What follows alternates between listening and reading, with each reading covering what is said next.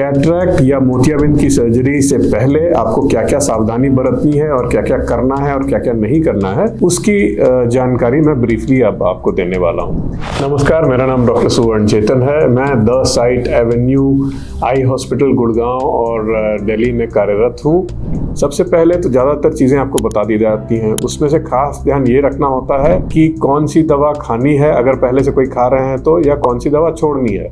Cataract surgery में ज़्यादातर ऐसा कोई बंधन नहीं होता है, लेकिन फिर भी ये जानकारी अगर आप अपने डॉक्टर को दे दें तो ये अच्छा रहेगा।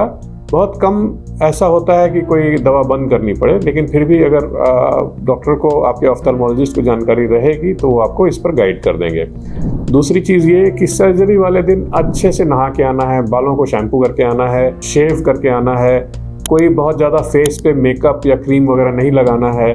अगर कोई आई ड्रॉप दी गई है पहले से तो वो डालते हुए आना है, और कई बार इसकी ज़रूरत नहीं होती तो वो आपके सर्जरी के दिन ही हो जाता है और सर्जरी से तुरंत पहले दिया जाता है। इसके अलावा आपको बहुत टाइट क्लोथ्स नहीं पहनने हैं। साथ में ज़रूर किसी को लाएं जो आपकी मदद कर सकें और आपको बता सकें। कई बार सर्जरी के तुरंत बाद जो इंस्ट्रक्शन दिया जा रहा होता है वो समझ में नहीं आता है, तो आपके साथ वाले समझ लेते हैं और आपकी मदद करते हैं उसमें आपको ये अच्छे से ध्यान रखना होता है कि अगर सर्जरी से पहले कोई लाली आ रही है या कुछ आंख से कीचड़ या डिस्चार्ज आ रहा है तो वो अपने डॉक्टर को अवश्य बताएं। और सर्जरी के तुरंत बाद क्या क्या फॉलो करना होता है उसकी जानकारी दी जाएगी। आंखों में जो चश्मा दिया जाता है वो जरूर लगाएं, क्योंकि आंखों में धूल या इस प्रकार की कोई चीज़ें नहीं जानी चाहिए। ट्रांसपोर्टेशन जो होता है वो कई बार लोग बाइक पर जाते हैं, ऐसा नहीं करना चाहिए।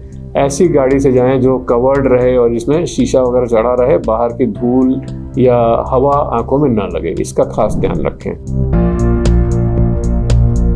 जो खास बात आपको ध्यान रखनी है वो ये है कि आपके साथ कोई ना कोई रिश्तेदार आए या जो भी कोई भी गार्जियन आए, लेकिन भीड़ न करे।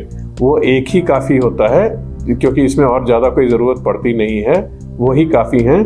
उनको ये भी समझ में आना चाहिए कि वो केवल आपके साथ आए हैं, वो ओटी के अंदर नहीं जा सकते, क्योंकि ओटी के अंदर सिर्फ मरीज़ जाता है और हम बाहर के आदमियों को या बाहर के लोगों को, रिश्तेदारों को अलाउ नहीं करते, क्योंकि इन्फेक्शन का और ओटी के रख रखाव में उससे दिक्कत आती है। दूसरी चीज़ ये है कि आपको जो समय दिया जाता है उस पर आने की कृपा करें, क्योंकि वो आपका रिपोर्टिंग टाइम होता है, उसी के हिसाब से ओटी की शेड्यूलिंग होती है।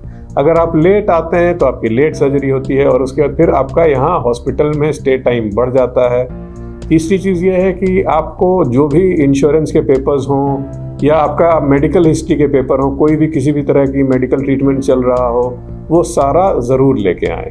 उससे हमें बहुत मदद मिलती है और आपका काम भी आसान हो जाता है और समय पर पूरा होता है। आप हमारे यहाँ एकदम निश्चिंत होकर आएँ और ये किसी भी तरह की दुविधा नहीं रखें। आपको जो जो बताया गया है वो बहुत स्पष्ट तौर पे बताया गया है, और आपने जो सर्जरी चूज़ की है या जो भी लेंस चूज़ किया है वो बहुत अच्छा है। उसकी पूरी जानकारी और वैधता के साथ आपको वो सर्जरी की जाती है।